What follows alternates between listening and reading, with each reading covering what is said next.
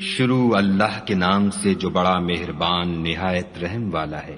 خدا جو نہایت مہربان، اسی نے قرآن کی تعلیم فرمائی، اسی نے انسان کو پیدا کیا، اسی نے اس کو بولنا سکھایا۔ سورج اور چاند ایک حساب مقرر سے چل رہے ہیں، اور بوٹیاں اور درخت سجدہ کر رہے ہیں، اور اسی نے آسمان کو بلند کیا اور ترازو قائم کی کہ ترازو سے تولنے میں حد سے تجاوز نہ کرو، اور انصاف کے ساتھ ٹھیک تولو اور تول کم مت کرو۔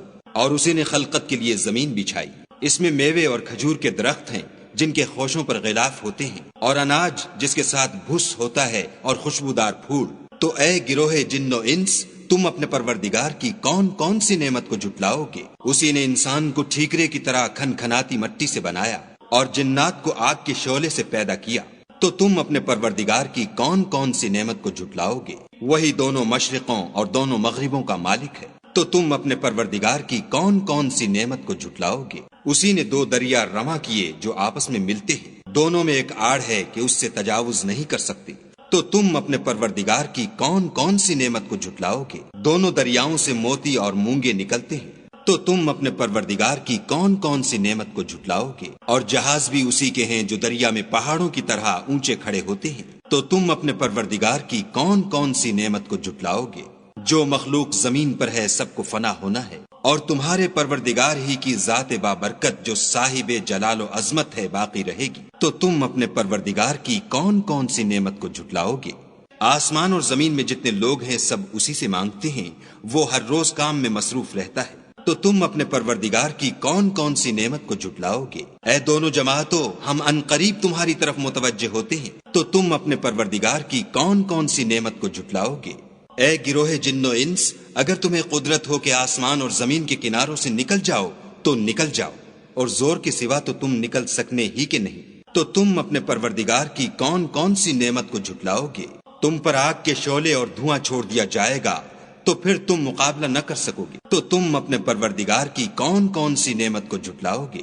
پھر جب آسمان پھٹ کر تیل کی تلچھٹ کی طرح گلابی ہو جائے گا تو وہ کیسا ہولناک دن ہوگا۔ تو تم اپنے پروردگار کی کون کون سی نعمت کو جھٹلاؤ گے؟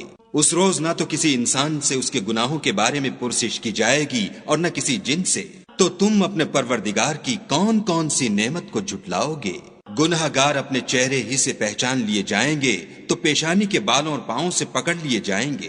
تو تم اپنے پروردگار کی کون کون سی نعمت کو جھٹلاؤ گے؟ یہی وہ جہنم ہے جسے گناہ گار لوگ جھٹلاتے تھے، وہ دوزخ اور کھولتے ہوئے گرم پانی کے درمیان گھومتے پھریں گے۔ تو تم اپنے پروردگار کی کون کون سی نعمت کو جھٹلاؤ گے؟ اور جو شخص اپنے پروردگار کے سامنے کھڑے ہونے سے ڈرا اس کے لیے دو باغ ہیں۔ تو تم اپنے پروردگار کی کون کون سی نعمت کو جھٹلاؤ گے؟ ان دونوں میں بہت سی شاخیں یعنی قسم قسم کے میووں کے درخت ہیں۔ تو تم اپنے پروردگار کی کون کون سی نعمت کو جھٹلاؤ گے؟ ان میں دو چشمے بہ رہے ہیں۔ تو تم اپنے پروردگار کی کون کون سی نعمت کو جھٹلاؤ گے؟ ان میں سب میوے دو دو قسم کے ہیں۔ تو تم اپنے پروردگار کی کون کون سی نعمت کو جھٹلاؤ گے؟ اہل جنت ایسے بچھونوں پر جن کے استر اطلس کے ہیں تکیا لگائے ہوئے ہوں گے، اور دونوں باغوں کے میوے قریب جھک رہے ہیں۔ تو تم اپنے پروردگار کی کون کون سی نعمت کو جھٹلاؤ گے؟ ان میں نیچی نگاہ والی عورتیں ہیں جن کو اہل جنت سے پہلے نہ کسی انسان نے ہاتھ لگایا اور نہ کسی جن نے۔ تو تم اپنے پروردگار کی کون کون سی نعمت کو جھٹلاؤ گے؟